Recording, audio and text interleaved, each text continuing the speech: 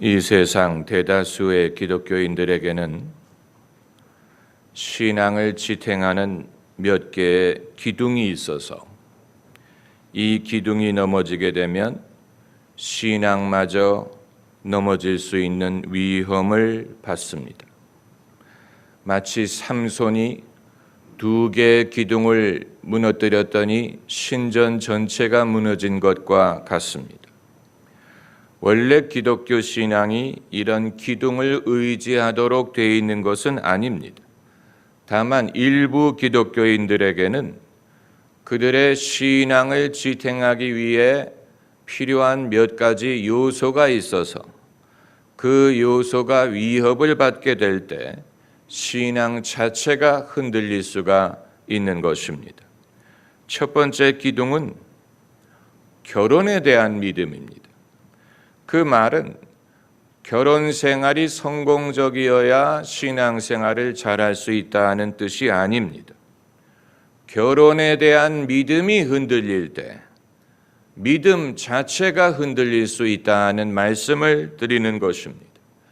많은 사람들은 당연히 하나님이 그들의 삶 속에 개입하심을 믿고 또 결혼에 하나님이 개입하심을 믿고 하나님이 배우자를 짝지어 주셨다고 믿습니다.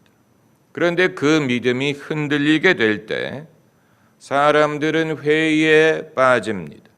내 삶에 하나님이 함께 하시는 줄로 알았는데 아니었는가? 내 믿음이 헛된 것이었나 하는 의심이 다가올 수 있습니다. 그렇기 때문에 기독교인들의 신앙을 보존하기 위해서 결혼과 가정을 보존하는 것은 아주 중요합니다. 미국의 보수 기독교인들이 Focus on the Family 같은 단체를 통해서 결혼과 가정을 보호하려고 도와주려고 애쓰는 것은 옳은 일입니다. 반대로 유럽 같은 데는 그런 기관이 없습니다. 반드시 결혼에 대한 믿음이 보존돼야 신앙을 보존하는 것은 아니에요. 왜냐하면 사람은 사람이기 때문에 얼마든지 실수할 수 있고 하나님이 짝지어 주신 사람이라도 얼마든지 서로 싸우고 헤어질 수 있습니다. 사람이 감당하지 못한다고 하나님이 함께하지 않는 것은 아닙니다. 그러나 다만 사람들은 하나님이 계시다라는 증거가 그들의 삶의 구체적인 환경 속에 나타나기를 바라기 때문에 삶 속의 확실함이 깨어지게 될 때 하나님에 대한 의구심을 갖게 되는 것입니다. 그리고 두 번째 기둥, 사람들의 신앙을 지탱하는 두 번째 기둥은 도덕이라는 기둥입니다. 사람은 예수님을 믿은 후에 웬만큼은 더 나은 사람이 되었으리라고 스스로 기대를 하다가 자기가 용납할 수 없는 도덕적인 실수를 저질렀을 때 그 기둥이 무너지는 것을 경험을 하고 그것이 떠받치고 있던 신앙 자체도 흔들릴 수 있습니다. 내가 그렇게 오랫동안 예수님을 믿었는데 내가 이 정도밖에는 되지 않았는가? 내가 그동안의 신앙생활한 것이 이 정도의 변화도 가지고 오지 못했다는 말인가? 모든 것이 헛것인가? 하는 의구심을 가질 수가 있습니다. 우리가 행함이 아닌 믿음으로 의롭다함을 얻었다는 사실을 알지만 그건 처음 믿을 때에 해당한다고 사람들은 생각을 하고 믿은 후에는 신앙생활을 시작한 후에는 뭔가 달라졌기를 기대하는 마음이 우리 모두에게 있는데 어느 한순간에 그것이 무너지는 것을 경험할 때 그 기둥이 무너지고 기둥이 받치고 있던 신앙이 흔들릴 수밖에 없는 것입니다. 그리고 세 번째 기둥은 이것은 이제 포스트 모던 시대에 세계 곳곳에서 일어나는 일이고 장차 기독교 신앙에 대하여 상당한 위협과 도전이 될 수 있는 문제입니다. 이것은 인간의 성적인 정체성에 대한 혼동입니다. 모든 사람이 그런 건 아니에요. 그러나 다수의 사람에게는 성적인 정체성에 대해서 혼동을 경험하게 되면서 하나님이 세우신 질서를 의심하게 됩니다. 하나님이 이 모든 것을 세우신 줄로 생각을 했는데 그렇지 않은가 하는 의구심이 생기면서 그 기둥이 떠받치고 있던 신앙이 흔들릴 수 있습니다. 이것이 소위 LGBTQ라고 불리는 성적 정체성의 혼동입니다. 우리는 몇 년 전까지만 해도 그저 동성애 정도로만 알고 있었죠. 동성애. 그러나 이제는 그 종류가 다양해졌습니다. 그래서 LGBTQ 이 약자가 저마다 한 가지씩을 대표하고 있는데 L은 레스비언, B는 바이섹슈얼, G는 게이, T는 트랜스젠더, Q는 퀴어. 여기에서 이제 우리가 이전에 접하지 못했던 새로운 움직임은 트랜스젠더 운동입니다. 이건 사람이 자기의 타고난 성별을 부인하고 자기 스스로 자기의 성적인 정체성을 규정할 수 있다라고 주장하는 것입니다. 그래서 서양에서는 이미 공공화장실을 남자용과 여자용으로 구별하는 것은 그건 인권 침해다라는 주장이 제기가 되고 그렇기 때문에 이제는 화장실이 누구든지 들어갈 수 있는 남자는 남자 화장실, 여자는 여자 화장실이 아니고 아예 남자와 여자의 구분을 부인하고 그렇기 때문에 그냥 화장실에 아무나 들어갈 수 있는 식으로 해야 된다라고 주장을 하고 있고 여권이라든가 대학에 어플라이를 할 때라든가 거기에 남녀의 성별을 묻지 않고 표시하지 않고 심지어는 당신은 남자입니까? 여자입니까? 말하기를 거부합니까? 제3의 성입니까? 이런 식으로 묻게 돼 있습니다. 그런 식으로 바뀌고 있습니다.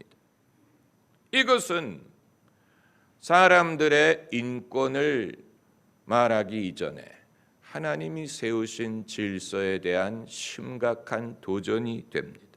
하나님께서 인간을 만드실 때 남자와 여자로 지으셨으니 성경 창세기에 있는 말씀이고 예수님이 인용하신 말씀.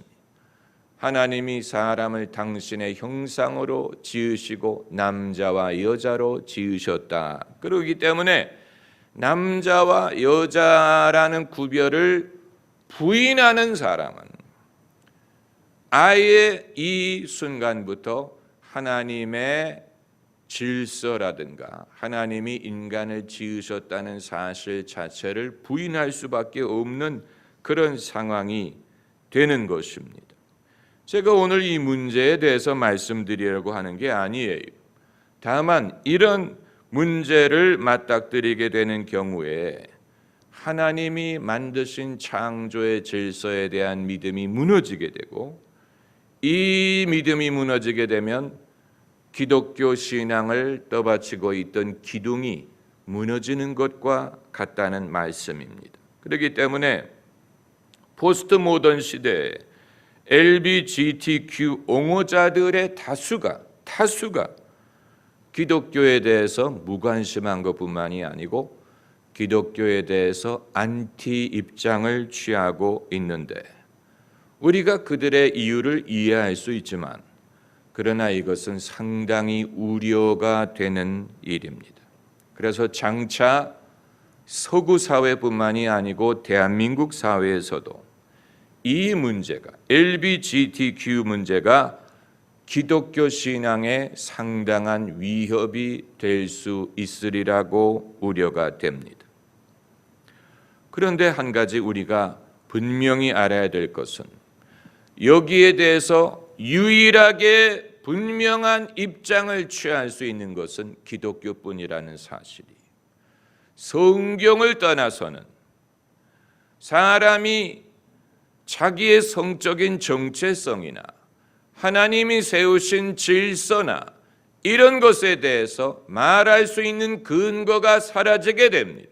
성경을 부인하게 되면 그 이외에는 근거가 없지. 그냥 상식이라든가 자연의 본능이라든가 전통이라든가 그것밖에는 근거가 없는데, 그것만으로 이 거대한 파도처럼 밀려오는 이 LGBTQ 운동에 대하여 그거를 맞서고 거기에 대한 대안을 제시할 방법이 없게 된다는 사실입니다. 그렇기 때문에 기독교인은 이럴 때일수록 누구를 정죄하거나 탓하는 것이 아니지만 기독교의 진리, 성경의 거룩함을 지키기 위해서 하나님의 말씀에 대한 확신을 갖고 여기에 대한 담대한 믿음을 갖지 않으면, 여기에서 밀리기 시작하면 한도 끝도 없이 밀리게 될 것입니다. 기독교인들이 여기에서 양보를 하게 되면 한도 끝도 없이 밀리게 됩니다. 한국 전쟁 때 북한군이 쳐들어오면서 낙동강 전선까지 밀리지 않았습니까? 만약에 낙동강 전선이 무너졌다면 국군은 해운대 앞바다에 코를 박고 죽을 것입니다.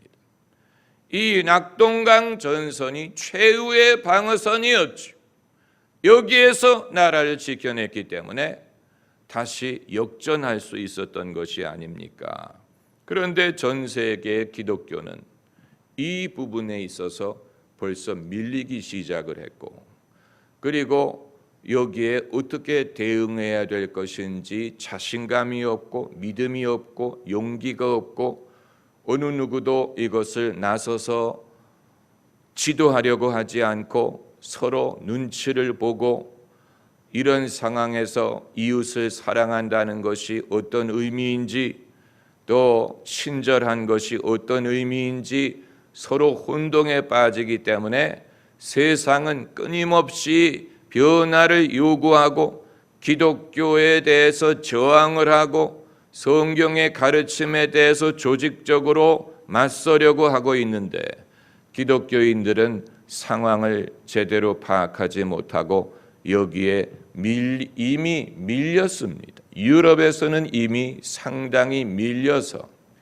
사람들이 기독교에 대해서 안티 입장을 취하는 이유 중에 하나가 바로 이 LGBTQ에 대해서 반대한다는 이유인 것을 보면, 여러분, 세상은 엄청난 속도로 바뀌고 있고 기독교인들의 믿음, 자신감, 담대함, 배짱, 그리고 여기에 대한 올바른 이해, 리더십이 필요하다는 것을 보여주는 것입니다.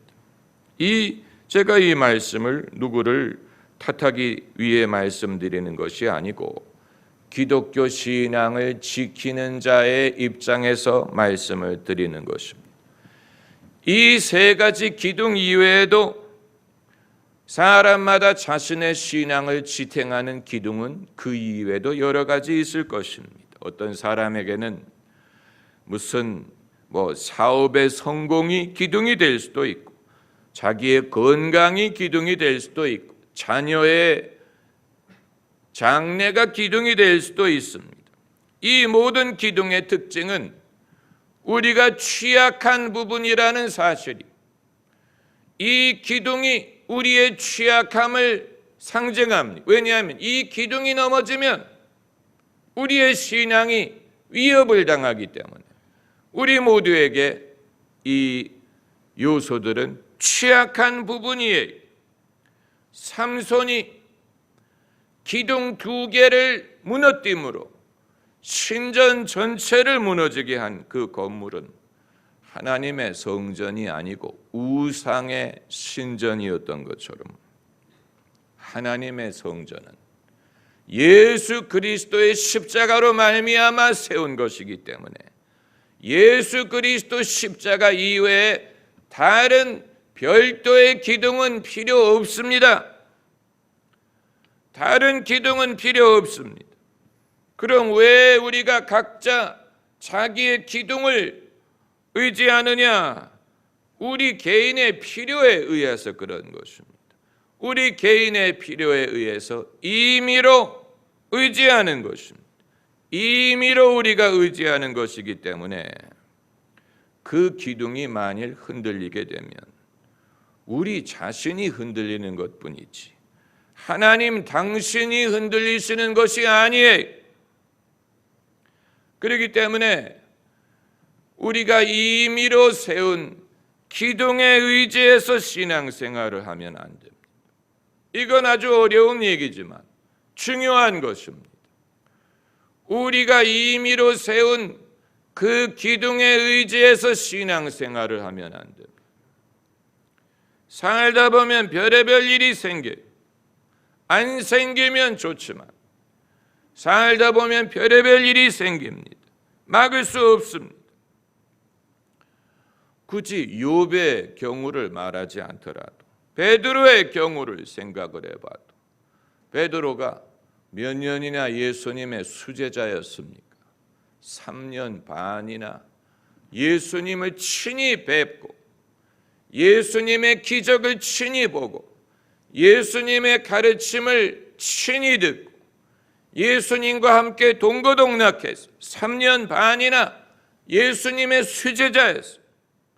그런데 결정적인 순간에 예수님을 모른다라고 3번이나 부인을 했으니 본인이 생각해도 한심하기 짝이 없는 것입니다.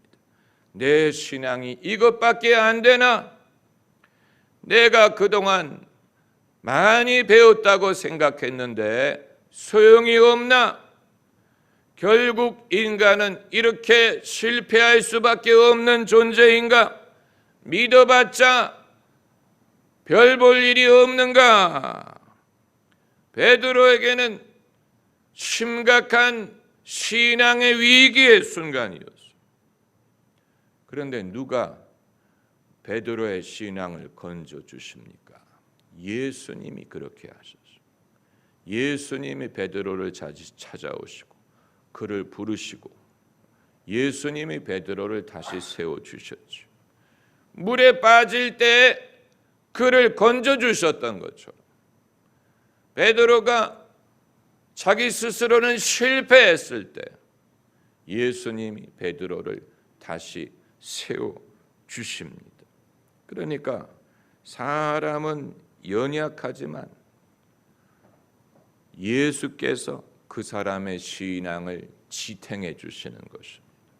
아주 중요한 것입니다. 우리가 임의로 만든 그 기둥이 우리의 신앙을 지탱해 주는 게 아니고 예수께서 우리의 신앙을 지탱해 주십니다. 예수님 이외에는 내력벽이 없어요. 내력벽이란 건물을 지탱할 수 있는 힘을 가진 벽이에요. 그 이외의 벽은 그냥 보드로 세운 것입니다. 그냥 석고로 세운 것입니다. 그건 지탱할 힘이 없어요. 내력벽은 그건 그 건물의 무게를 지탱하는 기둥입니다. 이 본당에도 우리가 이 몇 개의 기둥을 없앨 수 없는 이유는 내력 기둥이기 때문이에요. 예수님 이외에는 내력 기둥이 없어요. 이 허리케인 도리안으로 인해서 바하마에 많은 피해가 있었죠. 바하마는 007 영화 제작으로 유명한 섬입니다. 원래 007 썬더볼 그 배경이 바하마였고, 또 최근에 스카이폴, 카지노 로얄도 바하마에서 찍었고 바하마를 무대로 했습니다. 영국 사람들이 옛날부터 즐겨 바캉스를 했던 곳이 바하마예요. 그런데 이 태풍으로 피해를 입은 집들을 보면 하나같이 동일한 특징이 뭔지 아십니까? 전부 다 나무로 졌다는 사실이에요. 나무로 진 집들이, 무너진 걸 보면 나무로 졌어요. 왜 이 지역 미국에도 그렇고 나무로 집을 많이 짓는지, 목재가 풍성해서 그런 것인지 아니면 날씨가 따뜻해서 그런 것인지는 알 수 없지만 대한민국의 집은 나무로 짓지 않습니다. 콘크리트로 짓습니다. 대부분의 건물들 지을 때 보세요. 콘크리트를 붙죠. 그렇기 때문에 태풍이 와도 유리창이 깨질 수 있고 입간판이 날아갈 수는 있지만 건물이 날아가는 경우는 거의 없을 것입니다. 그만큼 튼튼하게 지었다는 얘기지요. 사람이 살다 보면 별의별 일이 생겨요. 별의별 일. 그런데 만일 우리의 신앙이 나무로 지은 집과 같다면 별의별 일이 생길 때 날아가 버립니다. 그러나 우리의 신앙이 내력벽을 의지하면 무엇이 몰려와도 날아가지 않습니다. 우리가 의지할 수 있는 유일한 내력벽은 하나님 아버지, 예수 그리스도, 성령, 그리고 하나님의 말씀뿐이에요. 우리의 의지하는 바가 그것입니다. 성삼위 하나님, 하나님 아버지, 성자 예수님, 성령, 그리고 성령의 감동으로 기록하게 하신 말씀. 그 이외에는 다 무너지는 벽이 주 나의 반석이시니 그 위에 내가 서리라, 그 위에 내가 서리라. 이 영어 가사를 보면 All other ground is sinking sand. On Christ the solid rock I stand. All other ground is sinking sand. 주 예수만이 나의 반석이시고 그 이외의 기반은 다 가라앉는 모래와 같다. 맞는 얘기입니다. 그 이외의 모든 기반은 가라앉는 모래와 같아요. 만일 우리가 우리의 신앙을 지탱하기 위해 의지하던 것이 있었는데 그것이 무너진다면 그건 의지할 만한 것이 아니었다는 증거입니다. 그건 의지할 만한 것이 아니었다는, 주님 이외에 다른 것을 의지하고 살았다는 얘기입니다. 그것이 어떤 나의 인생의 철학이든 내 삶의 질서를 갖다주는 어떤 사상이든 원칙이든 간에 그 자체를 우리가 의지하고 신앙생활을 할 수 없습니다. 그래서 비가 쏟아질 때 저지대에 있는 사람들이 고지대로 피해야 되는 것처럼 오늘 본문에서도 유대에 있는 자들은 산으로 도망할지어다. 비가 쏟아질 때 산으로 도망쳐야죠. 쓰나미가 몰려온다면 산으로 고지대로 도망쳐야죠. 지붕 위에 있는 자는 집 안에 있는 물건을 가질러 내려가지 말며. 사람들이 미련을 갖기 때문에 멸망합니다. 밖에 있는 자는 겉옷을 가질러 뒤로 돌이키지 말지어다. 주님 이외에 다른 것을 의지하면 안 돼. 그것이 겉옷이든 집 안에 있는 물건이든 그걸 가질러 내려가고 되돌아갔다가는 멸망한다는 얘기입니다. 높은 곳으로 피해, 높은 곳으로 피해, 주님이 계신 곳으로 피해. 주님만이 우리의 신앙과 영혼을 구하실 것입니다. 할렐루야. 기도하십시오.